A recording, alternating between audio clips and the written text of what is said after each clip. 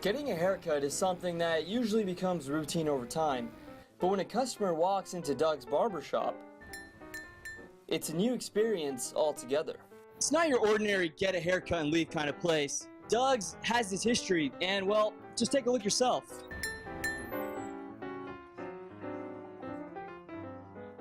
From knickknacks to newspapers to lifelong memories, you can find almost anything here at this barbershop, including 86 years of history.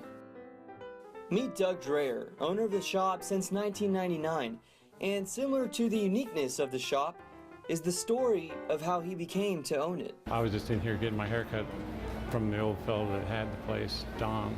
He just happened to say, you know, I'm so tired, because the neighborhood had changed on him, and he was busier than he ever was before, just too busy.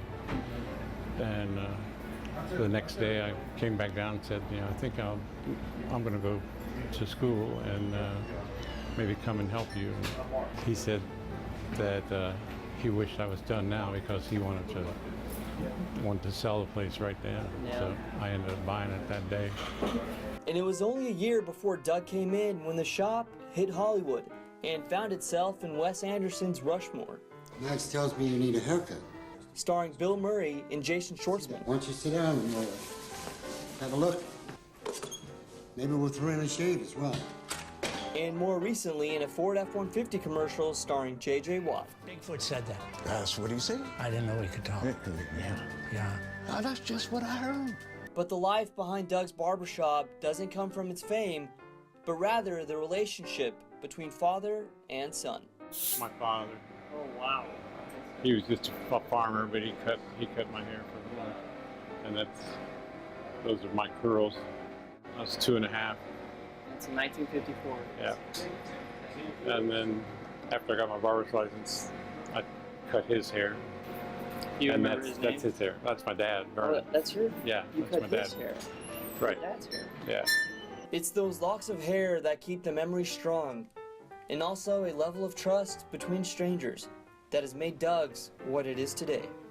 Well, it was kind of crazy. When I first got here, I was actually a customer. And so when I came in, I had met Doug a couple of times, but I didn't really know him that well. And basically my interview was having him sit down and me cut his hair. And I gave the mirror to Doug, and he sat there and stared at it for the longest time. And I asked him finally if it was all right, and he said, oh my God, it's incredible, it's perfect. And so he was like, it was the most bizarre thing. I don't even think he knew my last name, and he reached into his pocket, pulled out a set of keys and said he's going out of town for 2 weeks and come in as often as I want. And that's basically how I was hired. And as time moves on, so does ownership of the shop. I decided that I would talk to him about maybe buying the place from him. And he said that he had thought about it and he'd really been looking for somebody to sell it to, but up until this point there was nobody in the barbershop that he felt comfortable selling it to. And I kind of frowned and kind of put my head down, and then he said, except you.